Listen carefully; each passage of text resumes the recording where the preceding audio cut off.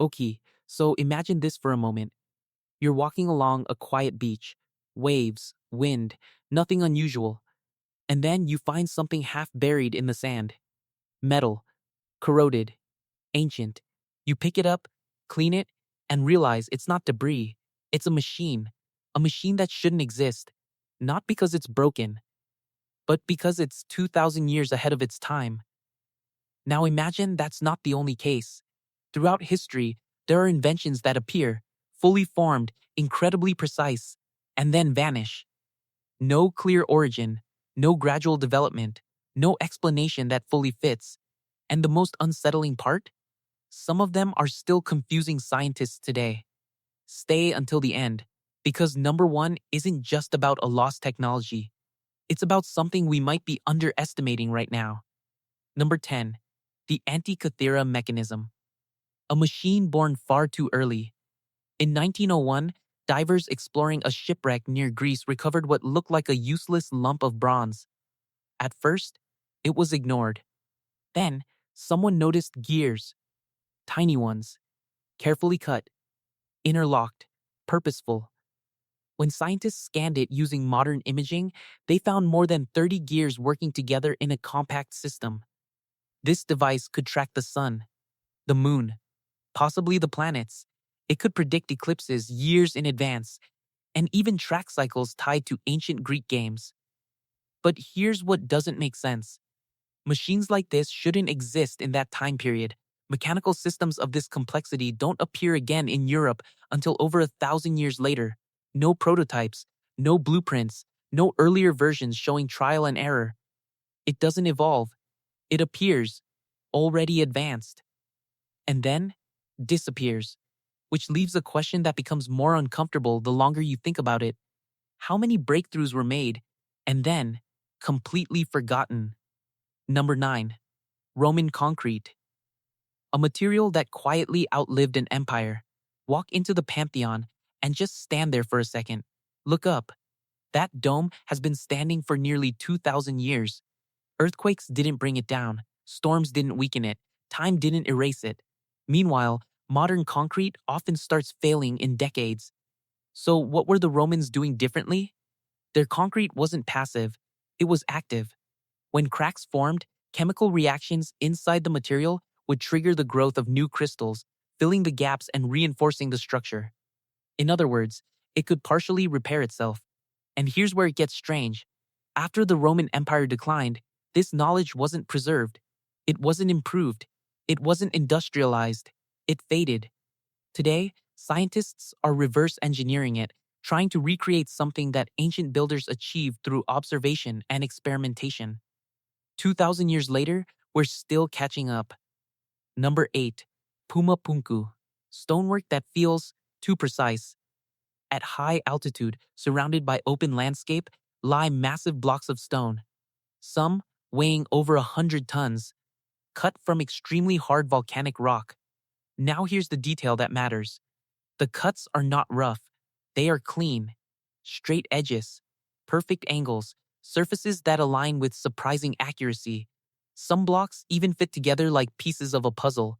But the tools available at the time? Stone. Basic metals. No advanced machinery. So, how was it done? The answer is not mystery. It's time, relentless, methodical, patient work. Hammering, grinding, polishing, repeating. For years, maybe decades. What makes Puma Punku fascinating isn't that it's impossible. It's that it forces us to reconsider something simple. Just because something is difficult doesn't mean it wasn't achieved. Number 7. Ancient star maps. Precision without technology. Before telescopes, before satellites, before digital imaging, people were already mapping the sky. One of the most striking examples is the Nebra sky disk, a bronze disk with gold inlays representing celestial bodies. Its alignment matches real astronomical events, like solstices. And that wasn't luck. Ancient astronomers observed the sky night after night, tracking patterns, recording movements, building systems over generations. And here's what makes this even more impressive. Some of their observations, like supernova events recorded in China, have been confirmed by modern science. They saw something appear in the sky and documented it with enough accuracy for us to verify it centuries later. No lenses, no instruments, just discipline and time. Number 6. Great Pyramid of Giza. Scale that still feels uncomfortable to explain. 2.3 million stone blocks, some weighing dozens of tons, placed with precision that still challenges modern engineering. Aligned almost perfectly with true north, built over 4,500 years ago. Yes, there are explanations: ramps, sledges, human labor, coordination, and experiments show that moving large stones like this is possible. But the deeper question isn't how one block was moved, it's how millions were organized into a system that required planning, measurement, consistency, across years, across thousands of workers, without modern tools. The pyramid isn't just a structure, it's a demonstration of large-scale thinking. Number 5. Damascus steel, a material that history forgot how to make. Blades forged from Damascus steel were known for being incredibly sharp, flexible, and durable. Their secret came from wood steel. Under specific conditions, this material developed microscopic structures that enhanced performance. But those conditions were precise: temperature, impurities, cooling rates. Even small variations changed the outcome. Over time, trade routes shifted, resources became harder to access, and the knowledge, passed through practice rather than written theory, was lost. Today, we can make better steel, but recreating that exact historical process, still a challenge. Number 4. Trepanation. Surgery before science fully understood the body. Ancient skulls have been found with clean, deliberate openings, and more importantly, signs of healing, meaning the patient survived. This wasn't random, it required control, care, and understanding, at least practical, of how to operate without causing fatal damage. Tools were simple, techniques were slow, but the intent was clear: to treat, to intervene, to solve a problem, even without modern medicine. It's one of the earliest examples of humans pushing into the most delicate territory possible: the brain. Number 3, Longnu Caves, an engineering project with no clear story. Discovered accidentally in the 1990s, massive underground chambers carved into rock, dozens of them, consistent patterns on the walls, structured pillars, clean geometry, and yet, no historical documentation explaining why they were built, no obvious debris from excavation, no clear function that explains the scale. Everything about them suggests planning, but the purpose? Still debated. It's not just what we found, it's what's missing. Number 2. Ancient water systems. Innovation driven by necessity. In extreme environments, survival depends on control, and ancient civilizations achieved it. The Nazca Puquios in Peru still channel water through spiral access points. In Sri Lanka, reservoirs built over 2,000 years ago still function. In Cambodia, the Angkor supported entire urban populations.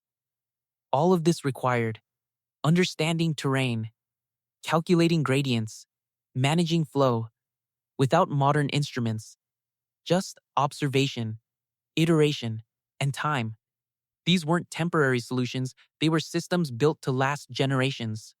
Number 1. Ulfbert swords. Steel ahead of its time. These swords, found across Europe, show a level of material purity that shouldn't have been possible at the time. High carbon, low impurities, comparable to steel produced centuries later.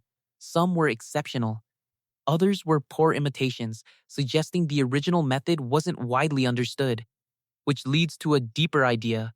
This wasn't just a technique, it was specialized knowledge. Rare, controlled, possibly dependent on trade networks that later disappeared. And when those networks collapsed, so did the method. 10 inventions. 10 moments where history doesn't follow a straight line. Because progress isn't always continuous. Sometimes it moves forward, and sometimes it disappears. What we call primitive civilizations were capable of precision, innovation, and problem solving at levels we're still trying to fully understand.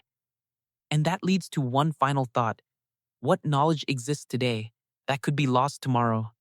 And remember, the universe doesn't reveal its secrets to those who rush, it reveals them to those who know how to look.